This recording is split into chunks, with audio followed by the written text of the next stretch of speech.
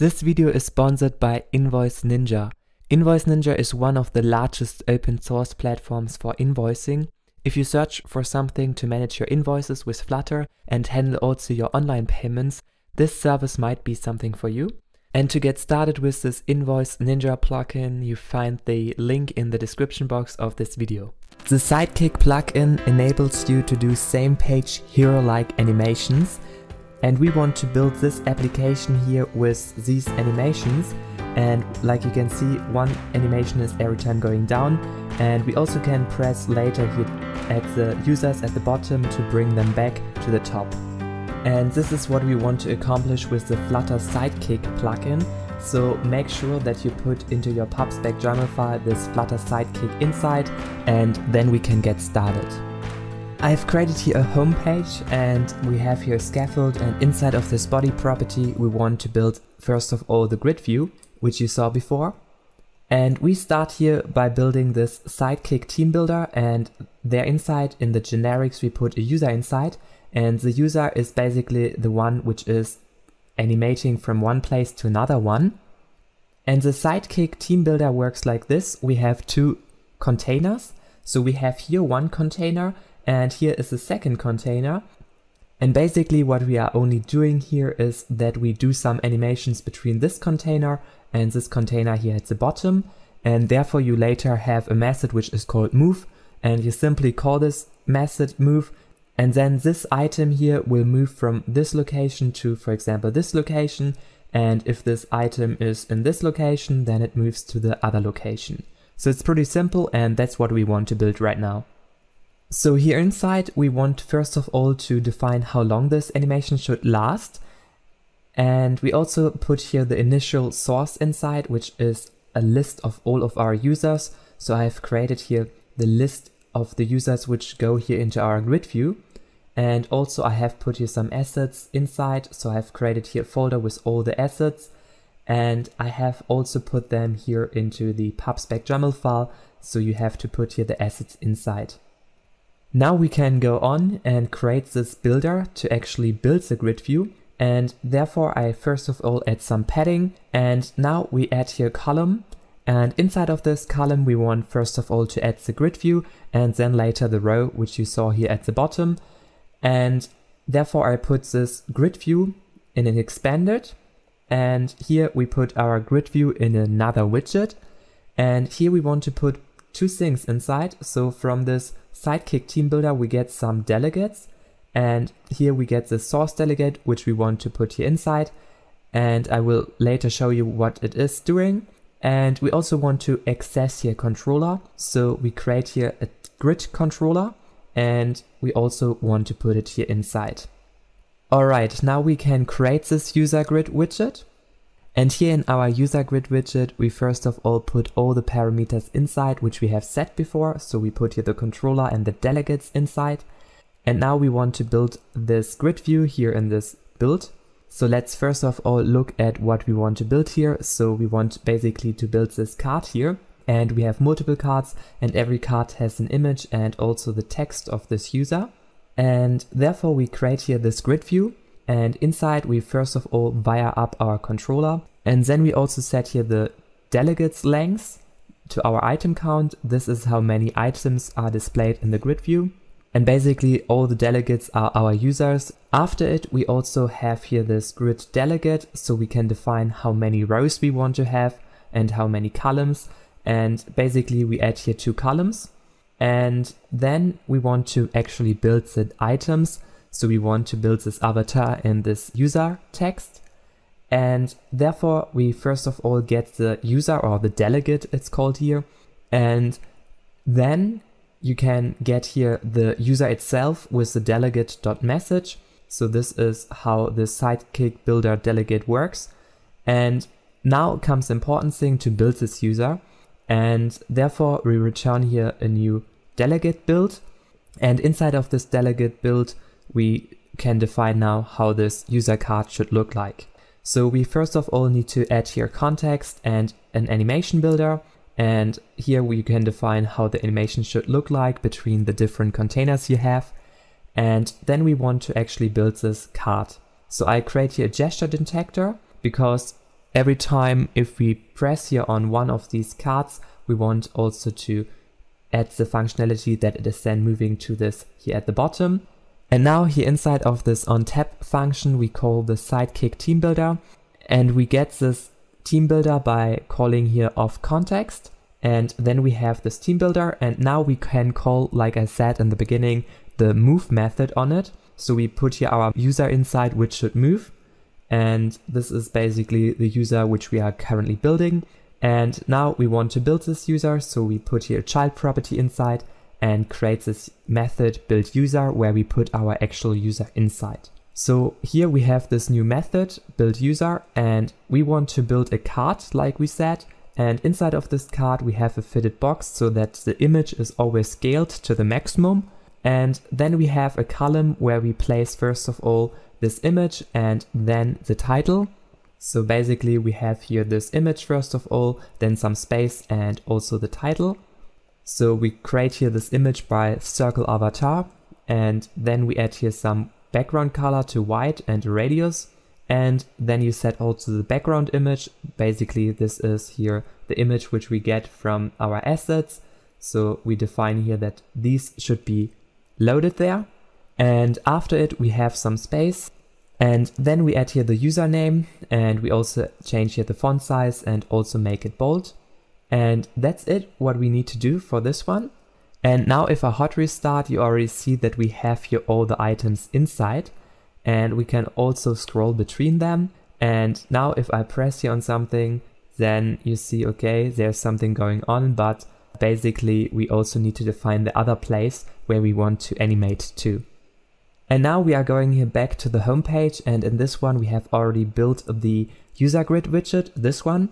And now, like you remember probably, is that we also want to add here this favorites bar at the bottom, so that we have here all the users which are going there inside. And therefore we simply add here some space first of all, and then we want to add this row. And here I add a container to add some color. And here I set it to the color of white because we have set it here to white color. And now we have to build this favorites text and also the small cards here. And therefore I want first of all add some padding. I also define here the width and some height. And now we basically want to build the inner thing of this row. So I create a column. Here we first of all set the favorites text. And now we simply build here this favorites row widget where we want to build all the small cards inside. And this time we don't take the source delegates like last time, because these are the sources. And now we put here the delegates inside, which is the opposite side. And then we have here also a controller which we want to put inside. So I create here a new scroll controller. And basically we have one controller which is controlling this grid here. And the other controller is controlling here this row, because we can also have here multiple items inside. And let's say if we have here 20 items inside, then we also need a controller. And therefore we put it here inside this controller. And now we also put here the grid controller inside, because we want also to have access to this grid controller later. And now comes the time to actually build this favorites row widget. And now here inside of this favorites row widget, we want to build actually the row. And by the way, if you want to get the source code, you can get it with the first link in the description, and with the second link you can get my courses where I teach you how you can become a better and more efficient Flutter developer. Alright, we have added here this favorites row widget, and we have put here all the things inside which we have integrated before. And now comes the time to actually build this widget. So let's first of all put here the single child scroll view inside, so we can scroll here the row of all the small cards which we have. And then we want to set first of all the controller inside. We want to put here the scroll direction to horizontal, so we want to scroll to the horizontal. And then we want to build this row. Here we create basically a row, and now we go over our delegates again, and the delegates are again like a representation of our users. And if our users are empty, then we want to say here the text add someone as favorite. And otherwise, if it is not empty, then we actually want to build the users. So we go here over all of our delegates, which are here our users, and then we build the users. So again, like before, we also get here the delegate message to get our user. And now we can build this user. So I put it again into the delegate build. I put here the context inside. I put here some animation inside, how our animation should behave. And now comes the interesting part to put this user inside. So let's create this method. And here we do the same thing like before. We have a gesture detector. We have some on tap functionality, because every time if we press here on this card, then it should move here to the grid view. And this is what we are doing here again. So we call here the Sidekick Team Builder. And now that we have the Sidekick Team Builder, then we call the move method to move our user from the row to the grid view. And now we actually build this user. So we add here a card and we put here again the fitted box inside. And now we put here a container inside and some padding, and then we put the circle avatar inside of this small user image. So we put here some radius and the background color to white, and then we simply again put here this asset image inside of our user. And now if I hot restart, you see that we have here our grid view and also the row at the bottom. And now if I click here, it's already working. And if I also click here, then it is not working. And this is what we want to fix. And this issue only occurs if we are here somewhere in between of the list. And then it is going here to the bottom, like you can see, because it always tries to add the items here at the end of the list. And if you show here the end of the list, then everything is fine. But if you are in the middle, then it is not fine and he cannot place it here. So that's what we want to change, that we always go every time to the end of the list. And therefore we go here to our build user in our row. And every time if we click here on this item, then we want to go to the end of our grid view. And therefore I call here this grid view controller. And then we get the max scroll extent, which is basically the end of our list.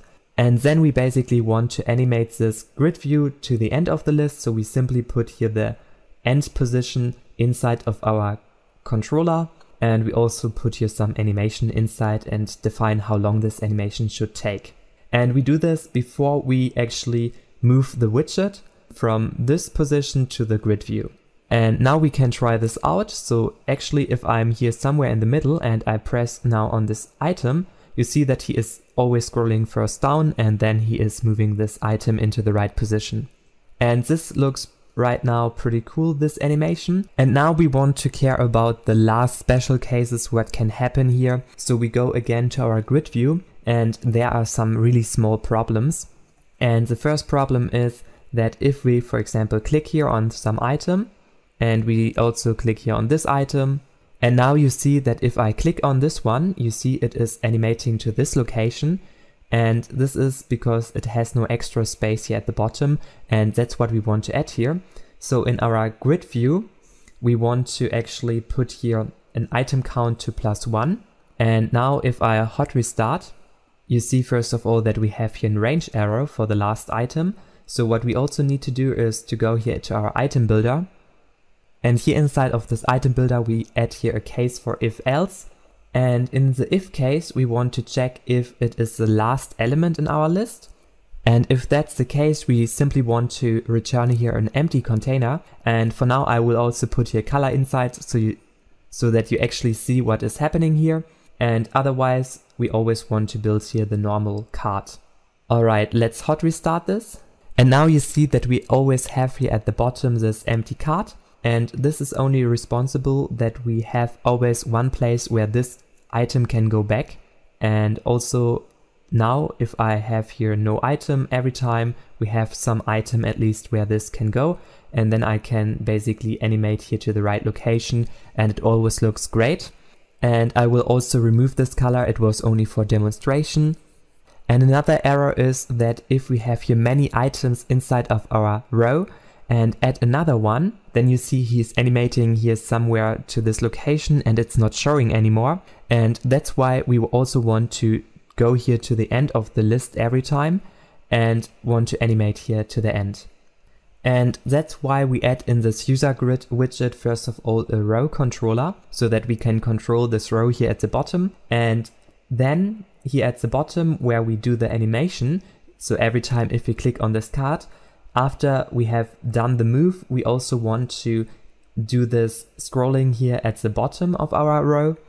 And we always want to scroll to the end of this row. So I choose here this row controller max scroll extend. And then we put here our controller jump to this value. And now if I have here this full list and I click here on one user, you see that it's always scrolling here to the end and the user is also visible. And as a hint, Invoice Ninja has built an app with Flutter for managing invoices. And this Flutter app is open source and you can check it out, this app and also the source code on GitHub. Hello everyone, thank you so much for watching this video. Please make sure to give it a thumbs up and subscribe to my channel here to get the latest news about Flutter, and see you soon. Bye!